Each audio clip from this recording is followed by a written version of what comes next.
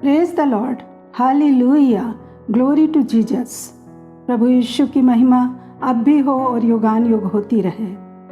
1 यूहन्ना 2 में लिखा है, हे मेरे बालकों, मैं ये बातें तुम्हें इसलिए लिखता हूँ कि तुम पाप न करो, और यदि कोई पाप करे तो पिता के पास हमारा एक सहायक है, अर्थात धर्मी यीशु मसीह, और वही हमारे पापों का प्रायश्चित है, और केवल हमारे ही नहीं वरन सारे जगत के पापों का भी। प्रायश्चित के लिए हिब्रू शब्द किप्पूर का अर्थ है कर्ज चुकाना, शुद्ध करना, पापों का दंड भुगतना, जिससे पश्चाताप करने वाले पापी से पाप के प्रभाव दूर हो जाते हैं और उसे परमेश्वर के साथ मेल मिलाप करने की अनुमति मिलती है। पुराने नियम में प्रायश्चित प्राचीन यहूदी बलिदान प्रणाली में एक प्रमुख शब्द है, जिसमें मानव पाप मंदिर को प्रदूषित करते हैं और अनुष्ठान पूर्वक बलि किए गए जानवरों के रक्त का उपयोग मंदिर को प्रदूषण से शुद्ध करने के लिए किया जाता था, और इस प्रकार पापी को पाप के लिए अपराध बोध से मुक्त किया जाता था। बाइबल में लेवी व्यवस्था की पुस्तक में बलिदानों का विस्तृत वर्णन किया गया है। बलिदान जिन्हें परमेश्वर ने इज़राइल को नियमित रूप से चढ़ाने का आदेश दिया था, इनमें से प्रत्येक बलिदान इज़राइल द्वारा की गई गलती को सुधारने और विनम्रता और समर्पण के द्वारा परमेश्वर के साथ फिर से संबंध बनाने के बारे में है। लेवी व्यवस्था 17:11 में लिखा है, क्योंकि शरीर का प्राण लहू में रहता है और उसको मैंने तुम लोगों को वेदी पर चढ़ाने के लिए दिया है कि तुम्हारे प्राणों के लिए प्रायश्चित किया जाए, क्योंकि प्राण के कारण लहू ही से प्रायश्चित होता है। प्राणी का प्राण उसके खून में होता है, इसलिए प्राण के लिए खून ही से प्रायश्चित होता है। शरीर में रक्त ही जीवन है।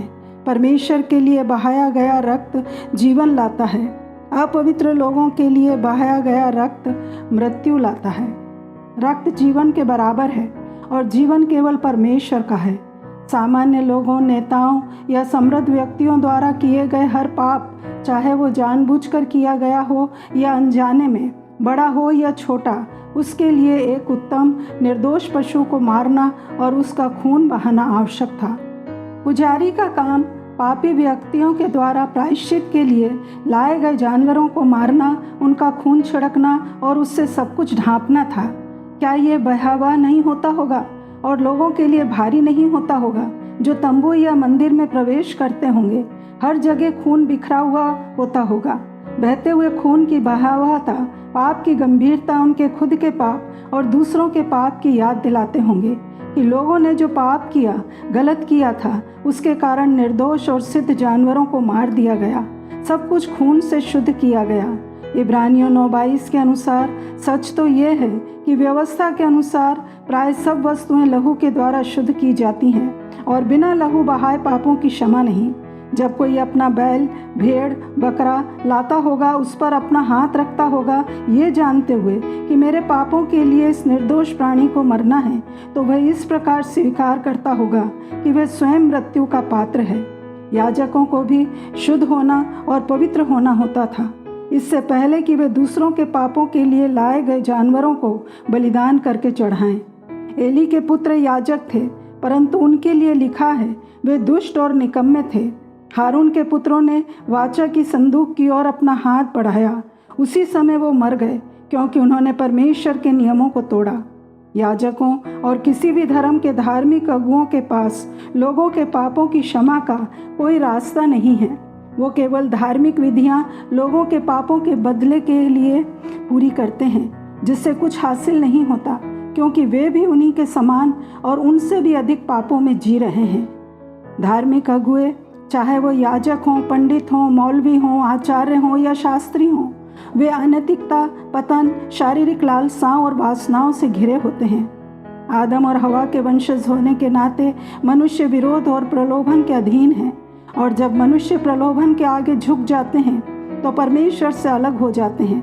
लोग पाप में जी रहे और बुराई को पानी की तरह पी रहे हैं। पाप का इस्तेमाल एडवर्टीजमेंट में, एंटरटेनमेंट में, हर एक चीज में हो रहा है। ऐसा क्यों? क्योंकि लोग परमेश्वर को नहीं जानते हैं। वो नहीं जानते कि जब पाप करते हैं वो महिमामय परमेश्वर के विरोध में उसके विरुद्ध पाप करते हैं। पाप समस्या नहीं होती यदि परमेश्वर धर्मी और न्यायी न होता। सबसे भयानक और चौंकाने वाली सच्चाई यह है कि परमेश्वर पवित्र है, परमेश्वर भला है और हम भले नहीं हैं, अच्छे नहीं हैं, पवित्र नहीं हैं। तो अच्छा परमेश्वर हमारे साथ क्या करेगा? उस अच्छे परमेश्वर ने हमारे साथ ये किया कि परमेश्वर स्वयं मनुष्य बन गया और क्रूस तक गया, मनुष्य के पापों को सह लिया, सारा न्याय उस पर आ गया।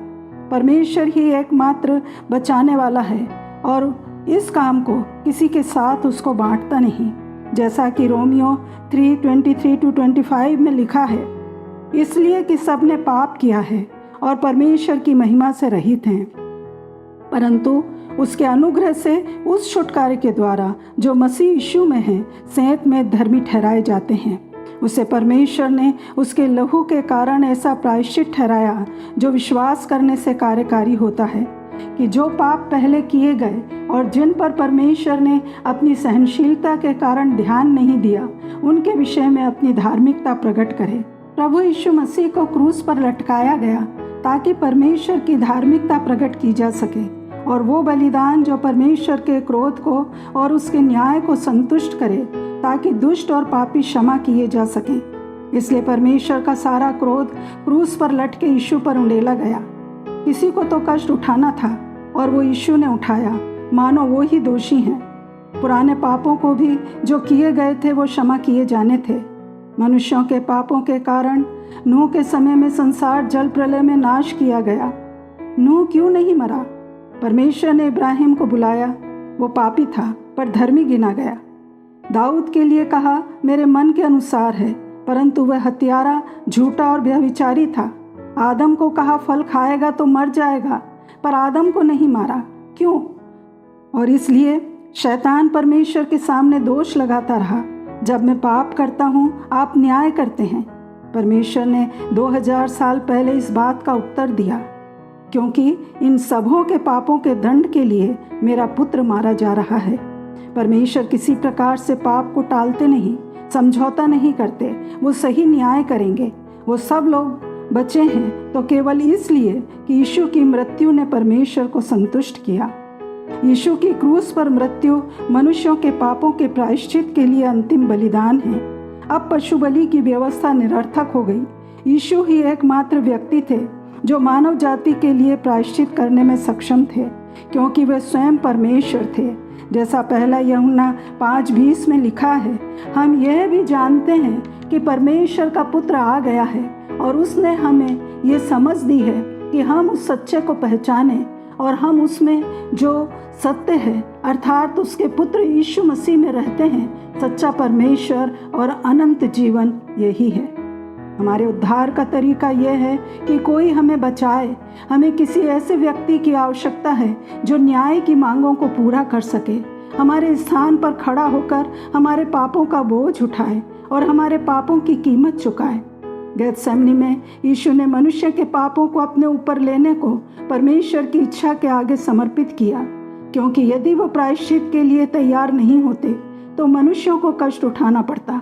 उस पीड़ा ने उन्हें हर छिद्र से खून बहने और शरीर और आत्मा दोनों को पीड़ित करने के लिए मजबूर किया कि वो उस प्याले को पिएं।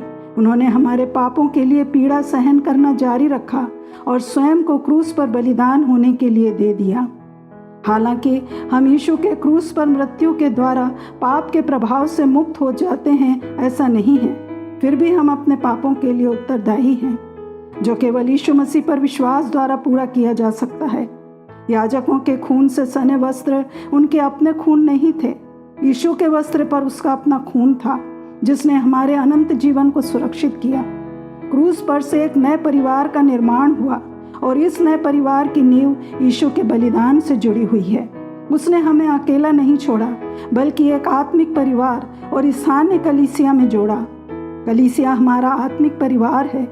ये परिवार जाति, धर्म, भाषा, बिरादरी के आधार पर निर्मित नहीं हुआ, ना ही ये मनुष्य की इच्छा या खून के संबंध पर आधारित है, बल्कि क्रूस पर यीशु के बलिदान के द्वारा नए परिवार का निर्माण हुआ।